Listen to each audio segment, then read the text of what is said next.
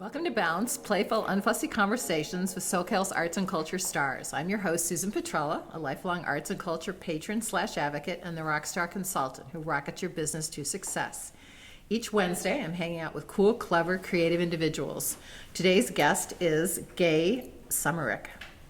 Gay Summerick creates atmospheric scenes that reveal an unexpected beauty in commonplace elements within the urban coastal landscape. Sparsely populated, leaning towards abstraction, her paintings capture the energy and movement of the observable world, describing the quiet vibration of life where the city meets the sea.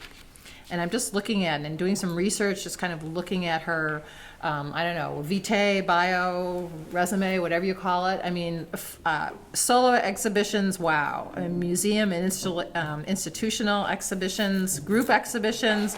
I mean, it goes on and on and on, way back to where, let's see, 2003.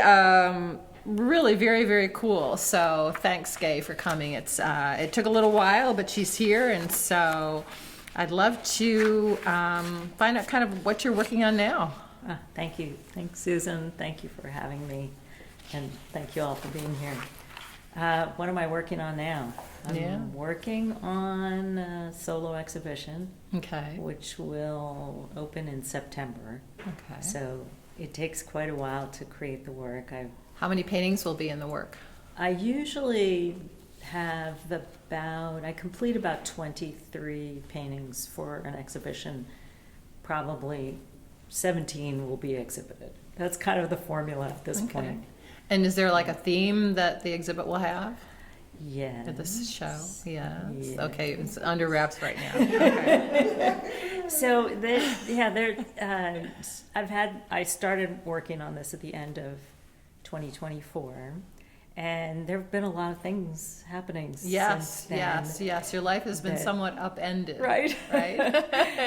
So- Your home and studio, right? Right, home, studio, then other elements in the universe. And so I'm so affected by where I live and what I see every day and what I feel inspired by and what I have to put on canvas.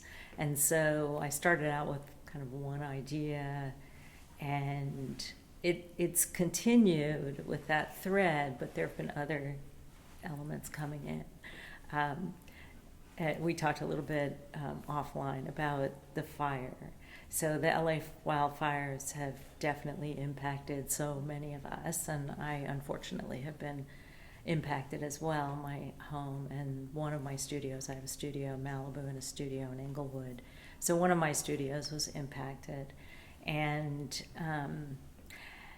so I'm not in the Probably kind of the- discombobulated somewhat then, right? Is that a good word? I like discombobulated. Well, it's not so much discombobulated as it is influenced by other things. Oh, okay. But what I don't want to do is paint fire.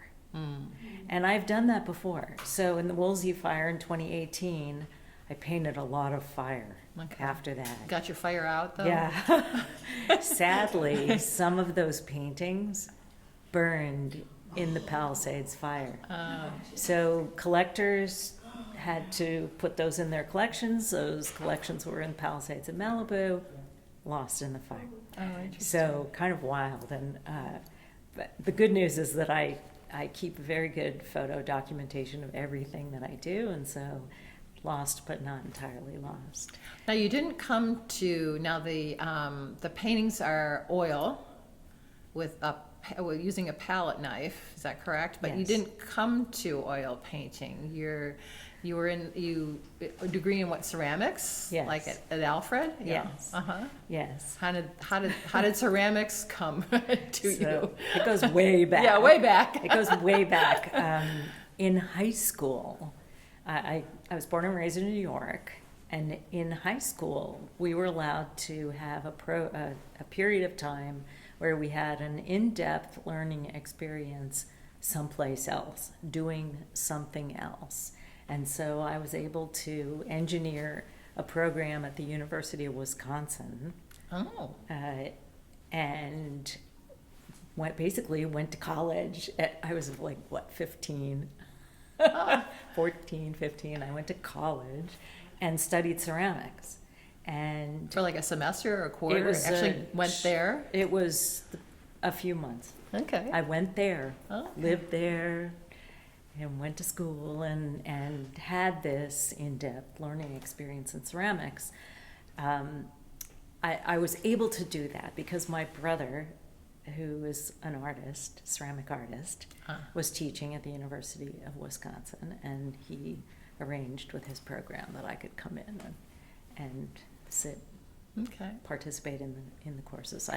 I'm the youngest of four siblings, and we're all artists. Oh, you are? Yeah. Okay. So half of us had fear of poverty, and also also went into the sciences, and then the other half just full-blown art. And it's amazing. They've been successful and have made their living doing that.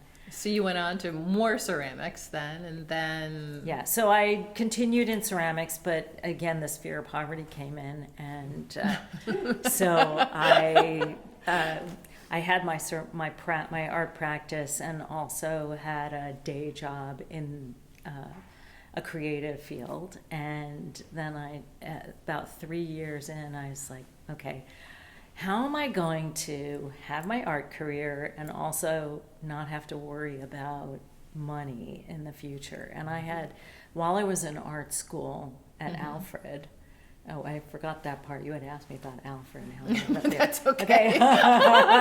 We can go anywhere with this conversation.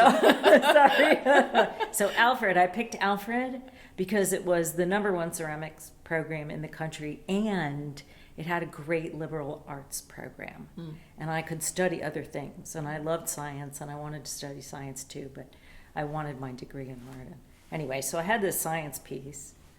And so after getting out of Alfred and doing the ceramic thing, and then still feeling like I needed to figure out a way to have my art career and also not really worry about money, I ended up going back to school, and I got an additional degree and pursued this parallel career in biotechnology, pharmaceuticals and biotechnology.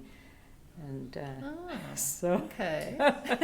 So what did that involve? that was crazy. Yeah. Yeah, I had a crazy career in regulatory affairs and drug safety. Oh. Very geeky. But I'm And then when did you paint? so very hard to move a ceramic studio when you move for your career. And my career was international. And I was in London for a month, and I was in Paris, and in Prague, and all these But you different could places. paint though, right? I could paint, so I really transitioned into painting. And having this interest in the environment and science and wanting to be a good steward, I sort of evolved into painting only with knives. Oil paint and palette knives, no brushes, no solvents. Okay. And so nothing goes to landfill, nothing goes to the water supply. And so that's how I ended up painting in oils with knives.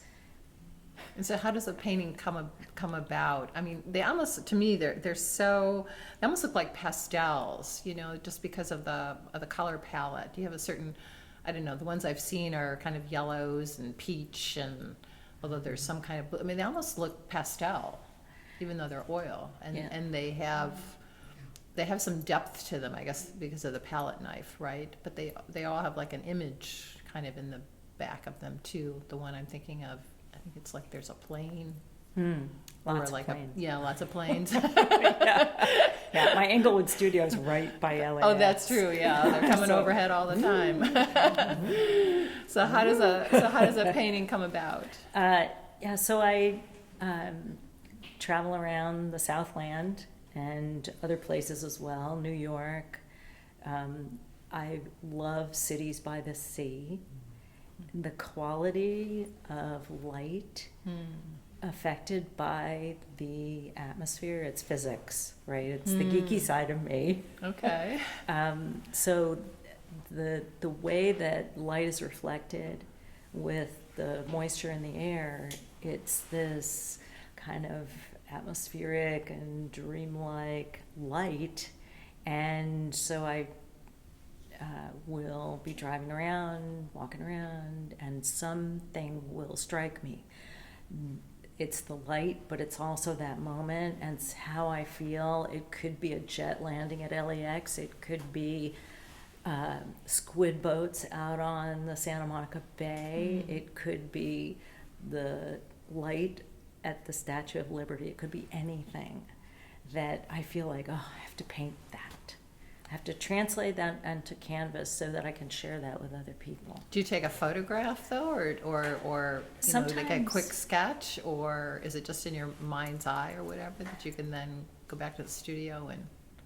Yeah, sometimes I take photos, reference photos, lots of photos. But if you look at a photo in the painting, it's never, Right. the painting is never the photo. It's usually, what do I need to create on canvas that will deliver that impression of that moment? So the colors, how do I feel? Are the colors peach to blue, or are the colors, you know, dark with the bright light on the water? Or it just depends on what I'm translating at that moment in time. Are you working on one painting at a time or several? Work on a lot of paintings. Paintings. Okay. Yeah, usually between 10 and 15 paintings at a time. Oh, wow. Because Wow. the paintings are created using many, many layers of paint. And so there could be 20 layers of paint in a painting, but the layers are finely applied, so you can see the juxtaposition of color. So there may be, in a pink painting, what you see initially is a pink painting, but when you look When you get closer carefully, and- it's oh. green underneath, or Ah. blues, or oranges. Well, that's where the science comes in. Right? Yeah, so it's they're built over time. So I'm working on many. Otherwise, I would not be able to have quit my biotech job and become a full-time artist. And when did you do that? That was 15 years ago, okay. 15 years ago. Okay. Yeah, so much as I love the science and I loved doing the biotech thing, and I felt like I was improving people's lives, patients' lives, art is my first passion, and that's really where I wanted to live 100%. And so made it happen. So how do you work in the studio? Is it quiet or music or? Yeah, so the Malibu studio is very quiet and serene and beautiful, and I look out the window and see the ocean, and like I said, I can't be there working in my studio there. Is it still Right there now. though, that you will be able to work? Still there, yeah. Okay. I'll be able to work there again. But I also work on larger works in my studio in Inglewood, which is loud because it's right at the. Oh, right, It's yeah, in yeah. the landing pattern. Yeah. I'm actually on the approach to LAX, so there are frequent jet sounds. And then I work in a small studio complex, and there are other artists there, and so So it's a different environment than the Malibu. very then. different. Very yeah. different. But I can do both types of work. That sort of the jets and the cities. So are the paintings Malibu different? The or in paintings that are Inglewood. different that come out of each of those, that the ones that came out of Malibu.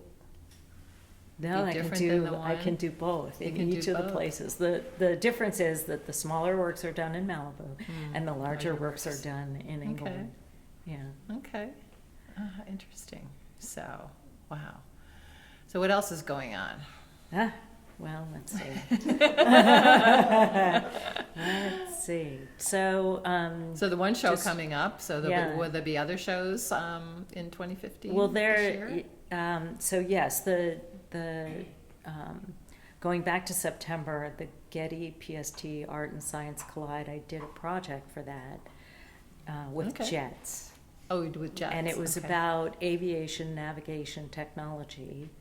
And the increase in flights and the potential impact on the environment with the increase in the number of flights. So it was supposed to be, the Getty, when they laid out the concepts for Art and Science Collide, one of the areas that they were interested in was sort of the technology, but also climate change. And so I created this project. And basically it's an installation of 20 paintings of jets. And it starts in this kind of foggy atmospheric environment on the upper right, and then transitions across, changes to the weather to a fire sky in the lower right-hand corner. And it got some attention, and now there's some corporate interest in. Yeah, I was going to say, what those. happens with the work after that? Yeah, so Something like that being in there. Getty doesn't buy all the work that's been created. And Yeah, I have a new museum, I guess, if they did that right. Yeah, I didn't really have any expectation for what would happen to the work after the exhibition.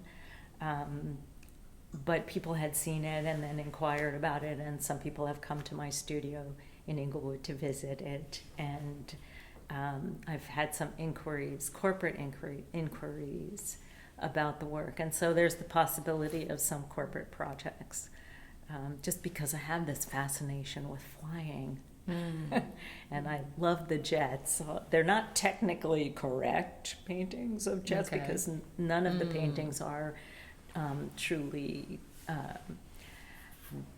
exact. It's more kind of an impression of a jet. And so, but there's an interest in that, and so I'm talking with some people about what we may do with the actual project and then other additional projects. So will there be some consideration for whatever corporation might purchase this, so that they would be in line with your kind of sustainability or whatever, or, Well, or just okay, they'll pay, $250,000 from this work, and okay. I don't ever want to dictate what someone who loves my work should believe, and let people feel what they feel by the work. And if by hearing my story of how I came to create the work the way I do, and my commitment to environmentalism inspires them to either sing their own song about how they're environmentally responsible, or to become more environmentally responsible, or to say nothing, it's their business. Okay. Yeah. Okay. Yeah. So how else does that kind of environmental sensibility show itself in your work? Well, that's a great question.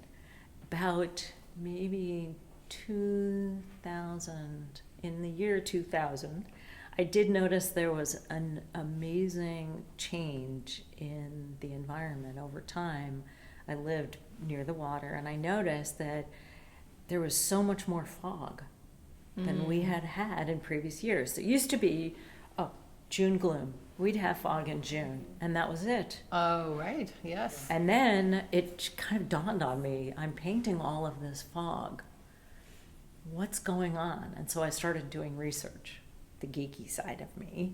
And I'm reading that the change in the climate is affecting how much fog we have. And then people are saying, well, if the climate is warm, if the planet is warming, wouldn't you have less moisture in the air?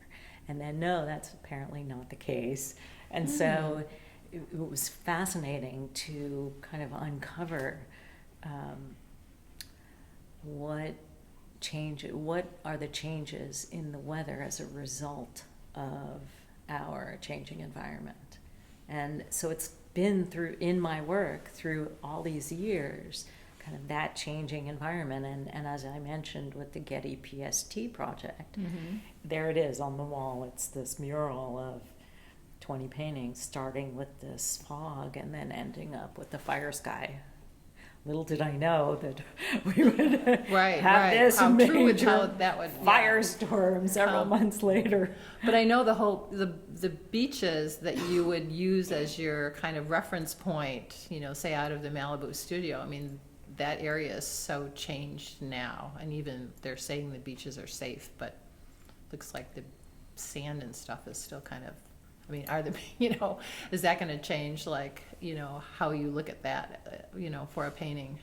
Yeah, it's a good question, and I can't say for sure that it will or won't, but I can tell you that there is unexpected beauty. No matter where I look, I can see this quiet vibration and unexpected beauty. And so I'm always seeking to find this positive, uplifting, joyous element that I can capture and share. So, yeah, there may be issues. There are issues along the coast. I mean, driving to my house, it is shocking, but that'll change. And there are moments where, like, I see this spiral staircase every time I drive home. I see this spiral staircase standing Is on the it from beach somebody's side. home? That was somebody's home. That was somebody's home, the spiral staircase is still standing? And I could see, that may come, it may They come- find its they- way. It might find its way into a painting? It's beautiful. I bet, I mean, yeah. I feel my heart breaks for people who've lost their homes and But it would be against the, palm tree or the evening sky in the background or yeah. the morning. yeah, the sunsets are still gorgeous, and the ocean is still beautiful, and I feel that breeze along the coast. There's still something to capture, and something joyous to share with people. I mean, a pretty robust, the odds have been pretty robust in the sense of solo exhibits. Is there anything that you haven't done that you'd like to do? Yeah, actually, I have had a keen interest in public art. I've done a little public art exhibition, like the city of Malibu has had my work exhibited publicly. But I would love to do public art installations because I feel like I want to tell the story. I want anybody who's coming to see the work, I want to share this science element, the physics of light and color, and that every day you can learn something new. And it doesn't matter who you are and what you do and how old you are or what your level of education is, you can always learn something new. And the public art aspect for me would be a real joy. And that would involve new materials, though, correct? Or Yeah, working so or old materials. So so my brother, who's the ceramic artist, and I have been talking, and right before the pandemic, we were working on a project together, a public art project. Had you ever done anything with him before? Well, other than studying with him and living with him for a while, no. But I mean, you're working together, his art and your art. So he's a genius and really understands ceramic raw materials and glaze chemistry, and to translate my work into ceramics in a way that is durable, that can stand the test of time outside in the elements. And so he and I were starting to talk about this, and I had gone to his studio. He's based in Florida. I had gone to his studio in November of 2019, and we started working on this project, and then Oh, yeah, right. pandemic. Right, So right. we stopped that. I was supposed to go back in February of 2020 and go. We were supposed to continue this project, and I got COVID Okay. and it tried to kill me, but we put it on hold, and then we've had a few other things get in the way. But that project is still sitting out there, a ceramic project that's a mural, but not tile, Not what? not tiles. Not tile. Yeah, so it's a different use of materials, which is something that I like. I mean, being the geek, I want to experiment and try something different, but using the ceramic materials, but incorporating the sort of that atmospheric feeling and the colors Interesting. that you see in the paintings. So was this like an RFP that you both kind of wanted to do or whatever, or are you going to create kind of something and then kind of A shop it? prototype. A prototype. Okay. Yeah, so he had identified a potential location, and we just had to go ahead, and so it's still a potential project for us. Okay. So that's something that I aspire to, is the public art element, for a variety of reasons, really. It's the creative expansion, but also telling the story and helping people learn more about science. Interesting. Yeah, the PST Art and Science was really very interesting. The ones that we saw, the ones that I saw. Yeah, the Museum of Latin American Art had one called Artronica, which was really kind of fascinating, kind of more with computers and such in art. So it was very fascinating. So thank you very much, Gay, for sharing your story with us. You've made Bounce Bounce. A special thank you to our generous sponsor, Coastline College, its Fine Arts Department and Art Gallery, David Michael Lee, Director, Curator, and Professor. David's also Bounce's wonderful producer.